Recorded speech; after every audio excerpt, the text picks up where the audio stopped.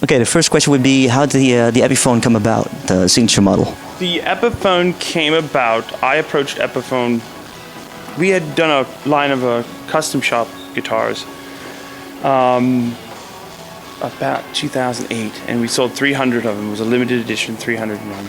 And like a lot of it has to do with, like it was an expensive guitar. It was like 4,000 euros over here, and then like a little bit more of that in the States. Not everybody's got $4,000 for a guitar, and so I've been getting more requests from kids that were like 15 to 20 years old, going, I like your guitar, but I wish there was one that was cheaper. So, coupled with that, and then I saw there was this company, I won't even mention the name to give them the plug, that does a model that they did a cheap Chinese knockoff of, they called it the Jazz and Blues model. And I was like, fun. I like that. I like the play on Was it words. good? Was it good? No, no. I actually bought one in Germany because I just thought, I like the irony of buying your own forged stuff. And they did it, and some people in the UK were buying them, and they were actually digging it, and a lot of kids were buying them because it kind of looked like the age gold top with the black back. So those two things kind of like, I go, well, obviously there's a demand for it if they're starting to knock them off and make crappy copies of them. I said, well, why don't see if Epiphone would be interested in doing it. And they were nice. They were very receptive to the idea, and they came out and they really sold well. I mean, I'm really shocked. We did, I think, initially 1,500, which was sold, and I know I signed another 500 certificates, so they're going to do another 500 of them. So, a couple thousand guitars in a year. I was really proud of that, and I hope they're happy. And they really did a great job.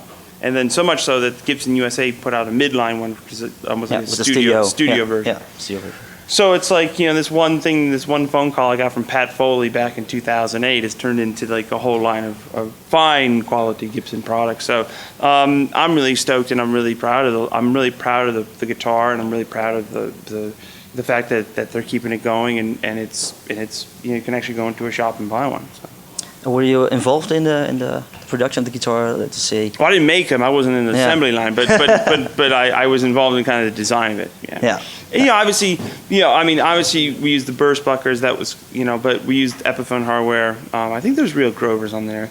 As far as everything else, it's an Epiphone bridge. It's not an ABR one. So there has to be some differences. I can't No, it has to be affordable. So it has to be affordable. And B. I can't also knock the guys who spent $4,000 or 4,000 euros on a custom shop one, putting all the same appointments on there. So it's a balancing act. So I was really happy with the way it came out, and the most proud thing I can ever see is some cat just taking it, playing it live. I don't even care if take the. That's why I put the name on the truss rod cover. Take it off, and there, just change the hardware to white, whatever, and make it your own guitar. But I just think they're a really good guitar, and I think they just need to be played. So great, we're happy with them. So we sell them a lot. So good. Happy.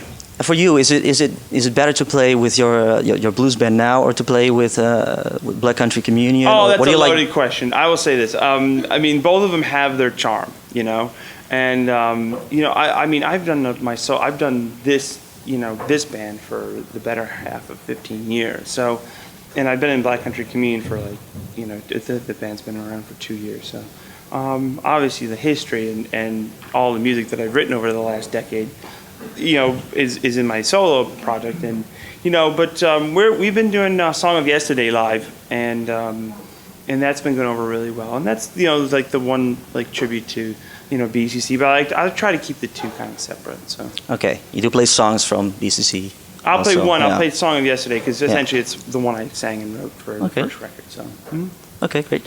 And do you use a different setup with the BCC? Different, Yeah, I use essentially 3 Marshalls for BCC. 2 DSLs and a 2555, which is essentially a black colored Jubilee head. And that was the setup I used for the entire Black Country Communion tour. I used the custom-made Marshall cabinets, had the logo on them, the extra tall Hendrix ones, and EV speakers as usual. So that worked really well for BCC. It's a different tonality. It's a different vibe. A bit heavier. Yeah, in a strange way, I realized that I was actually using a cleaner tone with BCC than I was Really? Okay. than I was with my own solo band. Because I mean, my solo band, I'm in charge of a lot of real estate. I take up a lot of broadband. So, but you know, my solo band, I've been using the Marshall and the two Van Vildens and the Category 5, and that's been essentially my setup for a long time. So. How did you find out about the Van Wilden amps, actually? I met Peter through Ed Van Zyl, who owns the Mascot label group, and this is about 7 years ago. And Peter helped me sort out some like a foot switch, like a Layla foot switch, and because he knew where all the gear was in this country. And then I went to his shop and I played his Twinkleland, and like the rest is history. It's like he built me one, and then he built me a second, and a third. So Cool. there's supposedly a fourth one in the works, but I don't know.